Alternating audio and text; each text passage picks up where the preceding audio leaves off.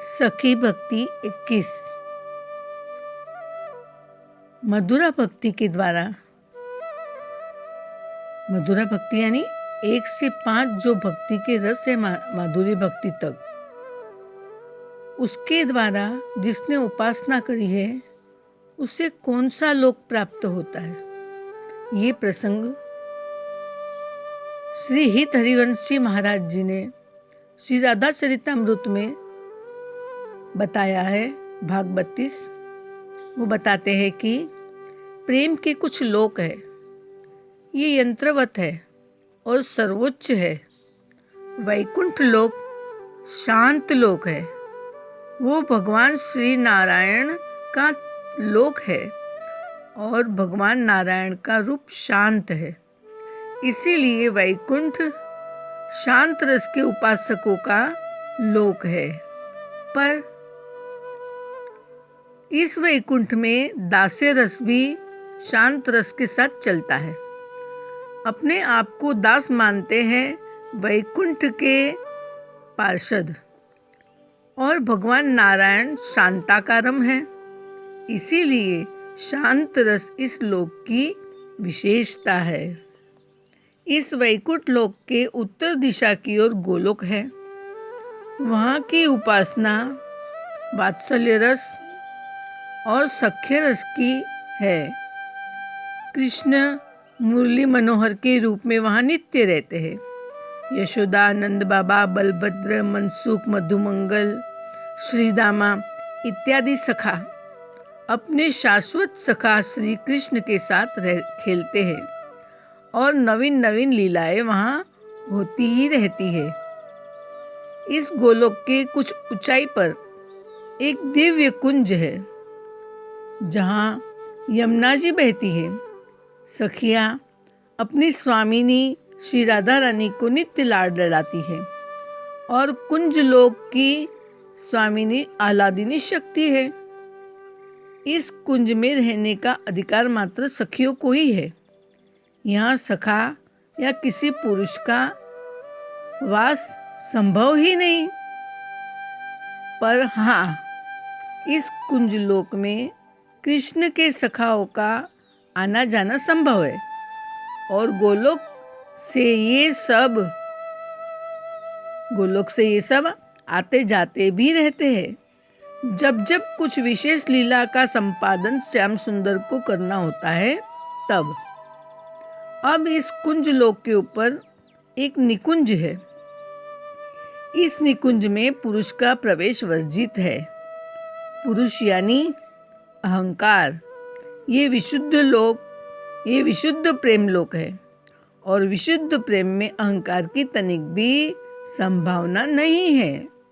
इस निकुंज में कृष्ण सखाओं का प्रवेश नहीं है।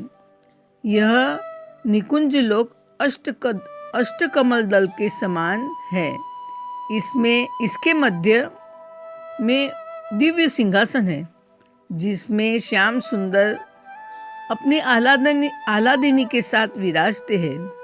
सखिया कमल के एक दल की तरह 8 है, यानी 8 सखिया है। मुख्य वही इन युगल वर्ग की सेवा में नित्य रहती है। इनकी उपासना, इनकी साधना यही है कि युगल वर्ग प्रसन्न रहे। इन्हें अपने सुख की तनिक भी चिंता नहीं है। इन्हें ये सुख भी नहीं चाहिए कि श्याम सुंदर हमें देखे। इन्हें इतना सुख भी नहीं चाहिए कि श्याम सुंदर हमें छुए। इन्हें इतना सुख भी नहीं चाहिए कि हमारी स्वामिनी श्री राधा रानी कभी हमसे भी बतियाया करे। नहीं, इन्हें केवल यही चाहिए कि हमारे दोनों युगल सरकार प्रसन्न रहे, खुश रहे, और इनको खुश देखकर हमें अपने आप खुशी मिल जाएगी। इतनी उच्चतम स्थिति है इन सखियों की। अब इस निकुंज लोक से भी ऊपर एक लोक और है, जिसे नित्य निकुंज कहते हैं। इस नित्य निकुंज में प्रेम से भरे ये दो दंपति श्याम सुंदर और उनकी आह्लादिनी ही विहार करते हैं। सेवा के लिए निरंतर सखियां तत्पर रहती है। निकुंज से भी ऊपर ये नित्य निकुंज है। इसकी विशेषता ये है कि इसमें सूरत सुख का दर्शन और रति विपरीत का दर्शन समस्त सखियों को होता है। उस सूरत सुख का दर्शन कर ये माती फिरती है। प्रेम की मत्तता इनमें छाई रहती है। ये उस सुख का दर्शन करती है जिसका दर्शन बड़े बड़े योगियों को तो दुर्लभ है ही। नारद आदि जैसे भक्तों को भी वहाँ तक गति नहीं है। वहाँ की देवता श्री राधा रानी ही है और वहाँ के मुख्य पुजारी स्वयं श्याम सुंदर है। जैसे उपासक कामना करता है, भावना करता है, अपने इष्ट के प्रति मनोरथ करता है, ऐसे ही इस नित्य निकुंज में स्वयं उपासक बने श्याम सुंदर और उनकी उपास्य श्री राधा रानी के प्रति ऐसा दिव्य मनोरथ करते रहते हैं। चूड़िया ऐसी हो मेरी प्रिया की महावर मैं लगा दूं आज अपनी प्रिया के पाँवों में। करधनी उस कृष्ण कटी में ही मैं पहनाऊं। बालों को मैं सुलझा दूं, वेणी मैं गुंथ दूं, वेणी में फूल मैं सजा दूं।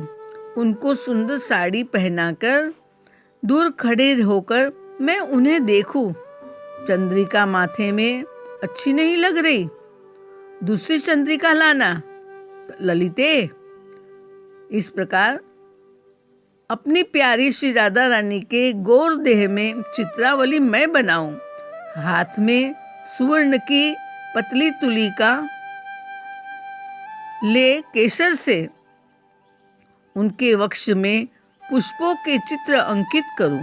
जैसे साधक ध्यान करता है, ऐसे ही नित्य निकुंज में श्री राधा रानी जब सो जाती है तब बैठकर श्याम सुंदर इस तरह उनका ध्यान करते हैं।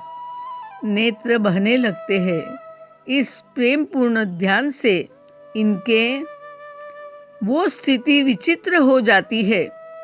सखिया देखती है तो श्री राधा जी से कहती है, तब उठकर अपने हृदय से लगाते हुए श्याम सुंदर को राधा रानी अपने अधर रस से उन्हें तृप्त करने की कोशिश करती है। इतना कहकर कुछ देर मौन हो गए महर्षि शांडिल्य। यानी ये शांडिल्य महाराज भगवान कृष्ण के पोते जो है वज्रनाभ, उनको ये सारा प्रसंग सुना रहे थे। तो शांडिल्य जी इस प्रसंग को बता के कुछ बोल नहीं पाए। वज्रनाभ की भी स्थिति विचित्र थी, तो भी उसी नित्य निकुंज में ही सखी भाव से भावित हो दोनों पहुंच गए थे। राधे राधे।